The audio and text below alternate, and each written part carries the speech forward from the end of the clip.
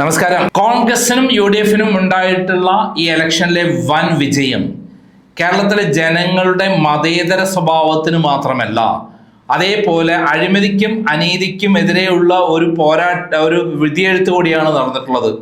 Party നോക്കാതെ, രാഷ്ട്രീയം നോക്കാതെ, മതം നോക്കാതെ ഇത്തവണ എല്ലാവരും UDF-ന് അനുകൂലമായി വോട്ട് ചെയ്തു. പ്രത്യേകിച്ചും കോൺഗ്രസ് അണികൾ ഒറ്റക്കെട്ടായി വോട്ട് ചെയ്തു. CPM എന്ന ഒരു ഭാഗം പൂർണ്ണമായിട്ട് വോട്ട് ചെയ്തു. അതേപോലെ രാഷ്ട്രീയത്തിന് അപ്പുറത്ത് ക്രിസ്ത്യൻ, ഹിന്ദു, അതേപോലെ മുസ്ലിം വോട്ടുകൾ ഒറ്റക്കെട്ടായിട്ട് ഒരു പരിധിവരെ UDF-ലേക്ക് പോയി എന്നുള്ളത് കൊണ്ടാണ് UDF-ന് ഇത്രയധികം വൻ വിജയം ഉണ്ടായിട്ടുള്ളത്. അതായത് മുസ്ലിം, ക്രിസ്ത്യൻ വോട്ടുകൾ ഒറ്റക്കെട്ടായി എൻ ബ്ലോക്ക് ആയിട്ടാണ് UDF-ലേക്ക് പോയത്. അങ്ങനെ അതിനൊക്കെ കാരണം കൃത്യമായിട്ട് VD സതീശൻ എന്ന് പറയുന്ന നേതാവിൻ്റെ തക്ക സമയത്തുള്ള പോരാട്ടവും മാസ് പ്രസ്താവനകളുമാണ്. അതേപോലെ അദ്ദേഹം നടത്തിയിട്ടുള്ള കൃത്യമായ ഇടപെടലുമാണ് എന്നുള്ള കാര്യത്തിൽ സംശയമില്ല. കേരളത്തിൽ മുസ്ലിം, ക്രിസ്ത്യൻ വോട്ടുകൾ വർദ്ധിക്കാൻ കാരണം എന്താ? നമുക്ക് കൃത്യമായിട്ട് അറിയാം. വെള്ളാപ്പള്ളിയാണ് കാരണം. വെള്ളാപ്പള്ളി ഏറ്റവും കൂടെ ആക്രമിച്ചത് ആരെയാണ്? VD സതീശനെയാണ്. VD സതീശൻ മുസ്ലിം ലീഗിനെ പിന്തുണയ്ക്കുന്നു എന്ന് പറഞ്ഞുകൊണ്ട് അദ്ദേഹം നടത്തിയുള്ള പ്രസ്താവനകളാണ് കൃത്യമായിട്ട് അത് മുസ്ലിം വോട്ടുകളും ക്രിസ്ത്യൻ വോട്ടുകളും ഒന്നിച്ച് എൻ ബ്ലോക്ക് ആയിട്ട് UDF-ലേക്ക് പോകാൻ കാരണം. അതൊക്കെ കഴിഞ്ഞു. ഇലക്ഷൻ കഴിഞ്ഞപ്പോൾ നമുക്കറിയാം, പുതുയുഗ യാത്ര വഴി കേരളത്തിൽ VD സതീശനാണ് കൃത്യമായി UDF-നെ നയിച്ച് ജനങ്ങൾ അംഗീകാരമുള്ള, ജനങ്ങൾ ഇഷ്ടപ്പെടുന്ന നേതാവ് എന്നും നയിക്കാൻ കെൽപ്പുള്ള നേതാവ് എന്ന് തെളിഞ്ഞു. പക്ഷെ ഇലക്ഷൻ കഴിഞ്ഞോട് കൂടിയിട്ട് കോൺഗ്രസിന് ഇതുവരെ ബോധോദയം ഉണ്ടായില്ല, നേരം വെളുത്തില്ല എന്നാണ് തോന്നുന്നത്. അവരിവിടെ വന്നിട്ട് 2 നിരീക്ഷകരെ പറഞ്ഞയച്ചു. നിരീക്ഷകർ വന്നിട്ട് അവര് എല്ലാവരെയും ഒപ്പീനിയൻ എടുത്തു. ആ ഒപ്പീനിയനിൽ ചില ഭാഗങ്ങൾ പുറത്തു വരികയുണ്ടായി. ആ പുറത്തു വന്ന ഭാഗങ്ങളിൽ അതായത് ചില ആളുകൾ KC വേണുഗോപാലിനെ പിന്തുണയ്ക്കുന്നു എന്നുള്ളതും മാത്രമല്ല, സംസ്ഥാന KPCC പ്രസിഡന്റ് സണ്ണി ജോസഫ് ഇപ്പോൾ KC വേണുഗോപാലിനെയാണ് പിന്തുണയ്ക്കുന്നത് എന്നുള്ള രേഖയാണ് പുറത്തു വന്നത്. മാത്രമല്ല സിദ്ദിഖ്, IC ബാലകൃഷ്ണൻ, അങ്ങനെ തുടങ്ങിയിട്ടുള്ള കോൺഗ്രസ് നേതാക്കന്മാർ ആരെയാണ് പിന്തുണച്ചത്, അതേപോലെ നമ്മുടെ സന്ദീപ് വാര്യർ തുടങ്ങിയുള്ള ആളുകളുടെ കൂടി കാര്യങ്ങളാണ് പുറത്തു വന്നത്. അവരെല്ലാവരും ബഹുഭൂരിപക്ഷം KC വേണുഗോപാലും രമേശ് ചെന്നിത്തലയ്ക്കും സപ്പോർട്ട് ചെയ്തതിന്റെ രേഖകൾ പുറത്തു വന്നതോട് കൂടിയിട്ടാണ് കേരളത്തിലെ ജനങ്ങൾ ഇളകിയത്. എന്തിനു വേണ്ടിയിട്ടാണോ ജനങ്ങൾ ഒറ്റക്കെട്ടായി വോട്ട് ചെയ്തത്? ഒരു നേതാവ്, നിലപാടുള്ള നേതാവ്, ലീഡർഷിപ്പുള്ള നേതാവ്, അതേപോലെ ഈ കേരളത്തിലെ UDF-നെ കഴിഞ്ഞ തകർച്ചയിൽ നിന്ന് ഉയർത്തി എഴുന്നേൽപ്പിച്ചു കൊണ്ടുവന്ന നേതാവ്, അങ്ങനെയുള്ള VD സതീശന്റെ നേതൃത്വത്തിലാണ് ഭരണം, VD സതീശനാണ് ഞങ്ങളുടെ നേതാവ് എന്നുള്ള രൂപത്തിൽ കൃത്യമായി മനസ്സിലാക്കിയാണ് കോൺഗ്രസ് സാധാരണ പ്രവർത്തകരും എല്ലാം വോട്ട് ചെയ്തത്. അങ്ങനെ പക്ഷെ KC വേണുഗോപാലിന് അനുകൂലമായിട്ടാണ് ഇവർ അനുകൂലിച്ചിരിക്കുന്നു എന്ന് വാർത്ത വന്നതോടെ അത്തരം MLA-മാരെ ഇപ്പോൾ അതാത് പ്രദേശത്ത്, അതാത് മണ്ഡലങ്ങളിൽ കോൺഗ്രസ് പ്രവർത്തകരും സാധാരണ ജനങ്ങളും തടയുന്നു എന്നുള്ള കാര്യങ്ങളാണ് പുറത്തു വന്നത്. അതിന്റെ തുടക്കമാണ് അഭിജിത്തിനെതിരെ നാദാപുരത്ത് അദ്ദേഹം പോയ സ്ഥലത്തെല്ലാം ജനങ്ങൾ വട്ടം കൂടി അദ്ദേഹത്തെ തടഞ്ഞു നിർത്തുകയും അദ്ദേഹത്തിനെ ചോദ്യം ചെയ്യുകയും ചെയ്തുള്ള സംഭവം ഉണ്ടായിരിക്കുന്നത്. ഒരു സ്ഥലത്ത് മാത്രമല്ല, ആരൊക്കെയാണോ KC വേണുഗോപാലിനെതിരെ അനുകൂലമായി നിന്നിട്ടുള്ള ആ പ്രദേശങ്ങളിലെ ജനങ്ങൾ ഒറ്റക്കെട്ടായി അവർക്കെതിരെ, ആ MLA-മാർക്കെതിരെ തിരിഞ്ഞിരിക്കുന്നു എന്നുള്ള കാര്യം വളരെ വ്യക്തമാണ്. എന്താണ് KC വേണുഗോപാലിനെ ഇവർ കാണുന്ന കൊടും ചതി? KC വേണുഗോപാൽ ഇലക്ഷൻ കഴിയുന്നവരെ പറഞ്ഞത്, എനിക്ക് ഇങ്ങോട്ട് താല്പര്യമില്ല, ഞാൻ അഖിലേന്ത്യാ സെക്രട്ടറിയാണ്, എനിക്ക് ഇവിടുത്തെ മുഖ്യമന്ത്രി ആവാൻ താല്പര്യമില്ല, എനിക്കിവിടെ കോൺഗ്രസിനെയാണ് ഞാൻ സ്നേഹിക്കുന്നത്, ഇവിടെ UDF വിജയിച്ചാൽ മതി എന്നാണ് പറഞ്ഞത്. അതിന് മുമ്പ് പറഞ്ഞത് എന്താണ്? കേരളത്തിലെ MP-മാർ മത്സരിക്കേണ്ട, K സുധാകരനും അതേപോലെ അടൂർ പ്രകാശും അതേപോലെ കോഴിക്കോട് രാഘവനും ഒക്കെ മത്സരിക്കാൻ തയ്യാറായപ്പോൾ അത്തരം കാര്യങ്ങളെ തടയുകയും അവരെ തടയിടുകയും ചെയ്തതിൽ മുൻപന്തിയിൽ നിന്ന ആളാണ് KC വേണുഗോപാൽ. അപ്പൊ ഇലക്ഷനിൽ പോലും ജയിച്ചിട്ടില്ലാത്ത ആളെ എന്തിനാണ് മുഖ്യമന്ത്രിയാക്കുന്നത്? അവിടെയാണ് ചോദ്യം. കർണാടകയിൽ DK ശിവകുമാറിന്റെ നേതൃത്വത്തിൽ കോൺഗ്രസിനെ രണ്ടാമത് വിജയത്തിലെത്തിയ ശേഷം സിദ്ധരാമയ്യയാണ് ഹൈക്കമാൻഡ് നിയമിച്ചത്. പക്ഷെ സിദ്ധരാമയ്യ ഇലക്ഷൻ ജയിച്ച ആളാണ്, അല്ല MLA ആയ ആളാണ്. അങ്ങേര് മുഖ്യമന്ത്രി ആവണ്ടെന്ന് പറഞ്ഞിട്ടില്ല. അദ്ദേഹം ഇലക്ഷനിൽ നിന്ന് ജയിച്ചാൽ അദ്ദേഹത്തിന് മുഖ്യമന്ത്രി സ്ഥാനം വേണ്ടെന്ന് പറഞ്ഞിട്ടില്ല.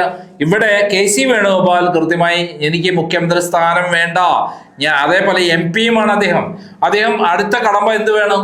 MP സ്ഥാനം രാജിവെക്കണം. MP സ്ഥാനം രാജിവെച്ചാൽ ആലപ്പുഴയിൽ ആരെ മത്സരിപ്പിക്കും? അദ്ദേഹം ആലപ്പുഴയിൽ നിന്നുള്ള തോമസിനെ മത്സരിപ്പിച്ചാൽ അവിടെ വിജയിക്കുമോ? ഇല്ല, ഒരിക്കലും ജയിക്കില്ല. ഇന്നത്തെ അവസ്ഥയിൽ എല്ലാവരും UDF KC വേണുഗോപാലിനെതിരാണ്. KC വേണുഗോപാൽ അവിടെ അവിടുന്ന് മാറിക്കഴിഞ്ഞാൽ, MP സ്ഥാനം രാജിവെച്ചു കഴിഞ്ഞാൽ അവിടെ ശോഭാ സുരേന്ദ്രൻ ഇറങ്ങും. ശോഭാ സുരേന്ദ്രന് കഴിഞ്ഞ തവണ 3 ലക്ഷത്തോളം വോട്ട് കിട്ടിയിട്ടുള്ളതാണ്. 2,99,000. ഒരു 30,000-40,000 വോട്ട് കൂടി കിട്ടിയാൽ അവർ ജയിച്ചു. 3 ലക്ഷത്തിന് 3,35 ആയി കഴിഞ്ഞാൽ KC വേണുഗോപാൽ 3,75 ഭൂരിപക്ഷം കിട്ടിയത്, ടോട്ടൽ വോട്ട് കിട്ടിയത്. അപ്പൊ ഒരു 40,000 വോട്ടും കൂടി പിടിച്ചു കഴിഞ്ഞാൽ തീർച്ചയായും അവിടെ ശോഭാ സുരേന്ദ്രൻ വിജയിക്കും. ആലപ്പുഴയിൽ അത് വലിയ 40,000 വോട്ട് പിടിക്കുക ശോഭാ സുരേന്ദ്രനെ സംബന്ധിച്ച് വലിയ പണിയല്ല. കഴിഞ്ഞ തവണ 1,12 അവർ അധികം പിടിച്ചു, 1,12,000 വോട്ട്. അങ്ങനെയാണെങ്കിൽ 1,00,000 ഇനി ഇത്തവണ 2,99,000 വോട്ടിൽ നിന്നും ഒരു 3 ലക്ഷം വോട്ട് പിടിക്കാൻ 4 ലക്ഷം വോട്ട് പിടിക്കാൻ അവർക്ക് വലിയ ബുദ്ധിമുട്ടുണ്ടാവില്ല. അങ്ങനെയുള്ള സമയത്ത് ആ MP സ്ഥാനം തെറിക്കും. അല്ലെങ്കിൽ തന്നെ DMK-യെ അവിടെ DMK-യിൽ നിന്ന് മാറിയത് കൊണ്ട് അവിടെ 22 MP-മാർ ഇപ്പോൾ പോയിരിക്കുകയാണ്. കാരണം അവിടെ രാഹുൽ ഗാന്ധി അവിടെ പോയിട്ട് നേരിട്ട് സ്റ്റാലിനെ കാണുകയോ കണ്ടിട്ട് പെർമിഷൻ വാങ്ങി ഒരു വാക്ക് പറഞ്ഞിട്ട് അവിടെ വിജയനെ സപ്പോർട്ട് ചെയ്തിരുന്ന വിലയുണ്ടായിരുന്നു. പക്ഷെ യാതൊരു തരത്തിൽ ആ നീതീകരണമില്ലാതെ ഒരൊറ്റ ദിവസം കൊണ്ട് മറുകണ്ഠം ചാടി എന്നുള്ളതാണ് സത്യം. ഇതിനെക്കുറിച്ച് ഇപ്പോൾ പ്രധാനമന്ത്രി തന്നെ കൃത്യമായി പറഞ്ഞിരിക്കുകയാണ്. പ്രധാനമന്ത്രി പറഞ്ഞ വാക്കുകളൊന്ന് നമുക്ക് കേൾക്കാം. पिछले 3 साल से हम यही देख रहे हैं, जनता की समस्याएं सुलझाने के बजाय यहां की सरकार का ज्यादातर समय आपस के झगड़े सुलझाने में लग रहा है। ये तय नहीं हो पाता है कि मुख्यमंत्री कितने दिन रहेंगे, ये तय नहीं हो पाता कि दूसरे को मौका मिलेगा कि नहीं मिलेगा, लटकाए रखा है। इतना ही नहीं, ये मैं देख रहा हूं इनकी इकोसिस्टम, तमिलनाडु में प्रक्रिया चल रही थी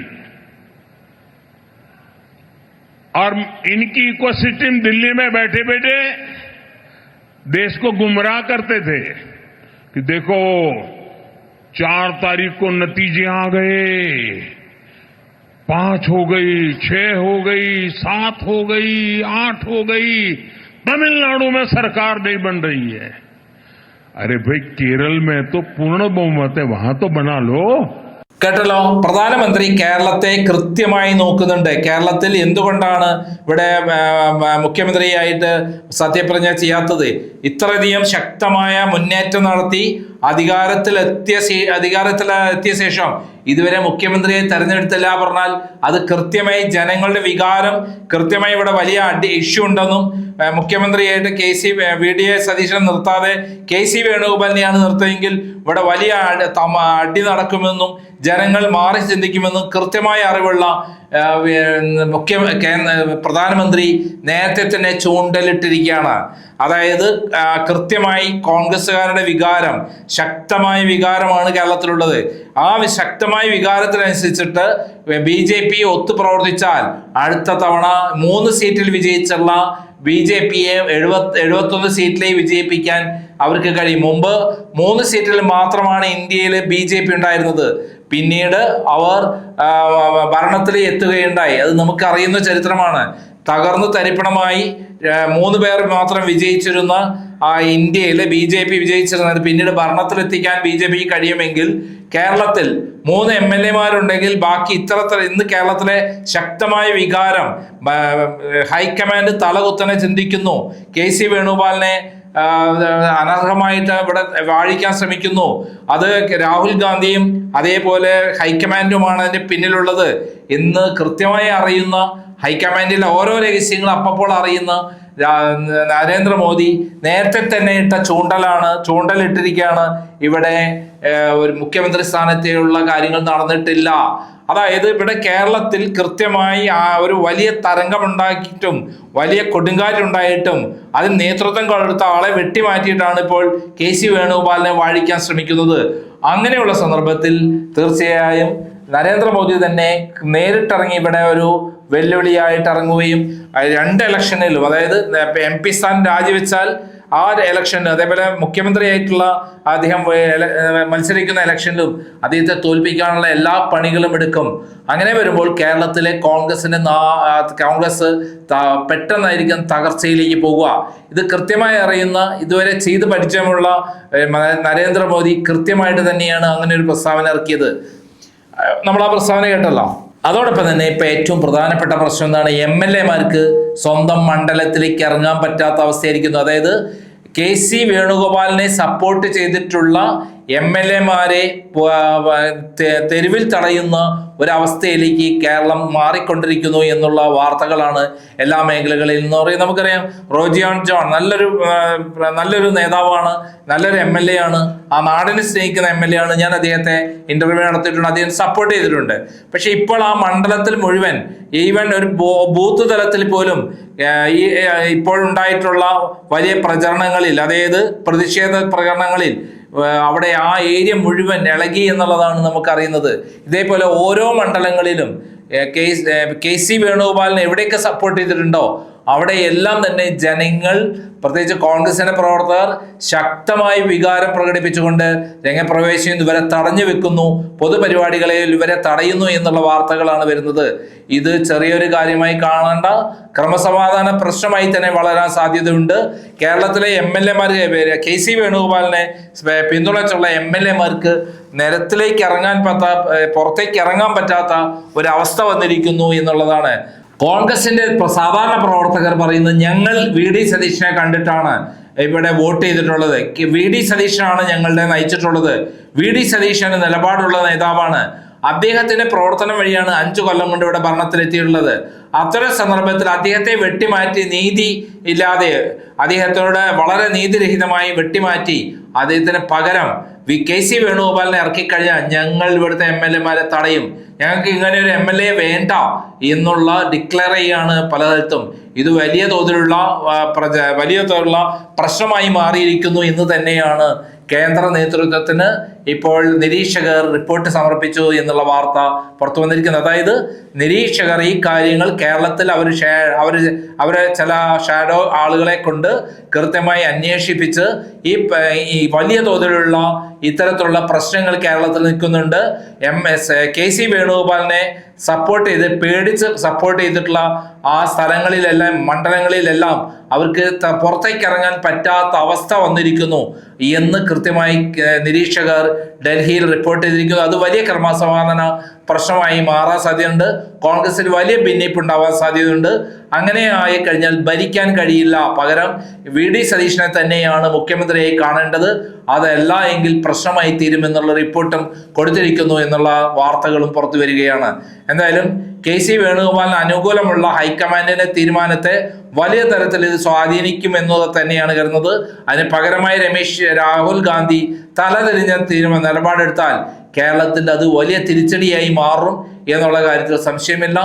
കഷ്ടപ്പെട്ട് ത്യാഗം ചെയ്ത് 5 വർഷം കേരളത്തിൽ UDF-നെ നയിച്ച് എല്ലാ മുന്നണിയിലെ ഘടകകക്ഷികളെ ഒറ്റക്കെട്ടായി നിർത്തി ടീം UDF ആയി കൊണ്ടുവന്ന ഇവിടുത്തെ UDF-നെ വിജയിപ്പിച്ചെടുത്ത VD സതീശനെ മാറ്റി KC വേണുഗോപാലിനെ നിർത്തിക്കഴിഞ്ഞാൽ തീർച്ചയായും അത് വലിയ തിരിച്ചടിയായി തരും എന്ന് തന്നെയാണ് കേന്ദ്ര നിരീക്ഷകരും റിപ്പോർട്ട് ചെയ്തിരിക്കുന്നത് എന്നുള്ളതാണ് ഇപ്പോൾ പുറത്തു വന്നത്. നന്ദി, നമസ്കാരം.